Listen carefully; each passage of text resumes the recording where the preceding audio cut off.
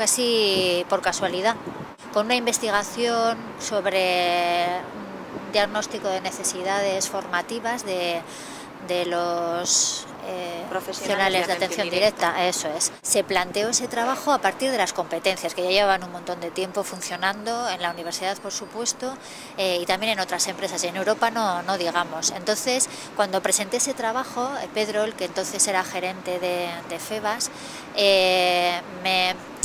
me lanzó un reto.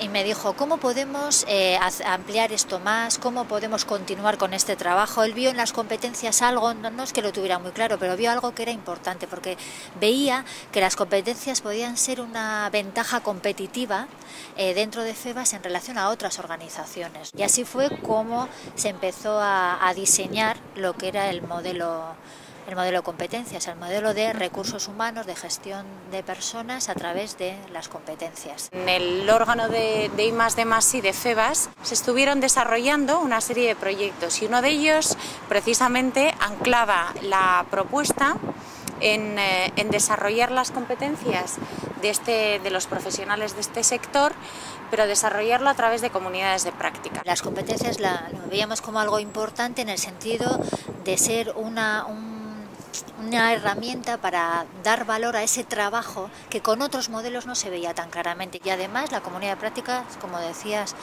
Maider, entraba todavía más, o sea, completaba todavía más, porque lo hacía además un proceso, podríamos decir, realmente democrático, ¿no? Y se llevaba el modelo a las personas, porque en la comunidad participan todos los profesionales, sean del rol que desempeñen en su organización.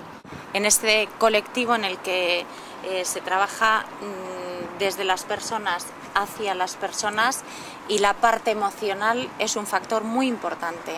El conocimiento técnico, la profesionalidad también, pero es que parte del sello de profesionalidad va en esa forma en cómo desarrollamos nuestro trabajo, y eso es realmente, reflexionar sobre ello es algo interesante e importante. No podemos hablar del trabajo de las personas en las organizaciones desde una perspectiva totalmente ajena, o sea, si quiero hablar de mi trabajo necesito ser yo la protagonista de esa historia, y las comunidades de práctica nos permitían poner encima de la mesa precisamente el valor de las personas, haciéndoles protagonistas de su propio desempeño y de su propia realidad.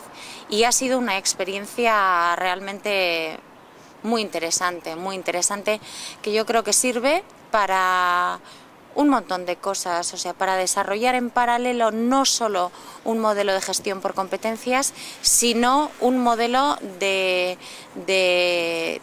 trabajo, de funcionamiento dentro de las entidades, y de realmente aprovechar el conocimiento y la experiencia que hay ahí dentro. Es un punto de inflexión, y como todo punto de inflexión necesita también reposo, porque tiene que dejar ese pozo. En este sentido, sabemos que no todas las organizaciones están en un momento para llevar un cambio de esta envergadura, ¿no? Para desarrollarlo. Pero aquellas que ya han apostado y aquellas que están apostando por ello, desde luego que son las avanzadillas que van a hacer que otras reproduzcan ese cambio e imiten esa apuesta, ¿no? Las organizaciones están en un punto también muy difícil, están en un punto de inflexión, de incertidumbre, algunas incluso tienen su propia supervivencia, está en juego.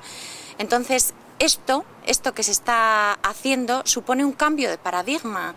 De cómo queremos construir las organizaciones, de cómo queremos que la gente esté en nuestras organizaciones, de cómo queremos que funcionen las cosas dentro de nuestras organizaciones, y cómo podemos construir esas organizaciones que se adapten a los nuevos cambios. Para nosotras es un punto clarísimo de inflexión. Hablamos de un tipo de organización en el que lo que decías es trabajo de una persona hacia otra persona, o sea que la persona es el centro de todo. Si la persona es la materia prima, o sea, es lo que moviliza, es lo que hace que toda la organización se vaya desarrollando, ¿cómo no vas a cuidar esa materia prima? O sea, ¿cómo no vas a centrar todos tus esfuerzos en que esa materia prima siga siendo una materia prima de calidad y por lo tanto, claro, la competencia es lo que te permite a través de la comunidad de prácticas, porque coloca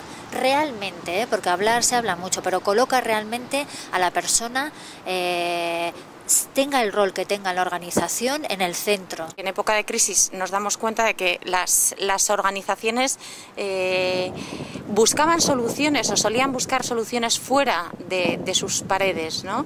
Y realmente, si hablamos de que nuestros profesionales y nuestras profesionales son nuestro mayor tesoro, y que el conocimiento que tenemos en las entidades, en las organizaciones, es nuestro mayor tesoro, seamos valientes, seamos coherentes y pongámoslo en valor. Y eso lo podemos hacer a través de comunidades de práctica. Y eso lo estamos haciendo a través de comunidades de práctica. Realmente es un proceso al que va llegando las personas que llevan muchos años trabajando en esto y reflexionando sobre eso, ¿no? Es el darse cuenta de que hay que dar un paso más y ser, lo que decías, coherente en relación incluso al momento real que vive el mundo, o sea, la sociedad, ¿no? En la que la sociedad del conocimiento está marcando las pautas de futuro, ¿no? Y más sobre todo en sociedades como las nuestras, ¿no? Entonces, ¿cuál es el momento? Pues encontrar a las personas y las organizaciones que están preparadas para escucharnos, y no hay que hacer nada más, o sea, nos escuchan y lo saben, y entonces ahí se produce ese momento que suena casi como mágico, pero tiene que ver con un proceso científico muy claro, que son el marco conceptual, ¿no? Es decir, coincide el marco conceptual que tiene esa organización en ese momento con nuestra propuesta, y ahí se produce esa unión y esa fe, porque realmente ha habido momentos en los que hay que reconocer que ha sido auténtica fe en el proyecto y en sí, que esto nos va a llevar a buen puerto. Es una apuesta clara de las organizaciones, porque ya a efectos prácticos supone reunir en un grupo a todos los perfiles de trabajadores y trabajadoras. Eso, si uno no cree en el proceso, lo ve como a una bomba de relojería, porque claro, ahí es donde pueden surgir muchas cosas, y a veces no todas positivas. Las emociones negativas suelen surgir en estos procesos a veces de manera explosiva.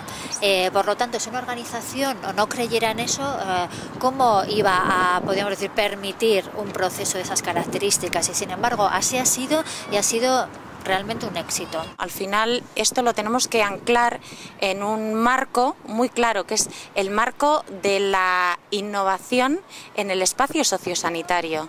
Entonces, cuando hablamos de innovación, estamos hablando de una novedad que va a generar un cambio.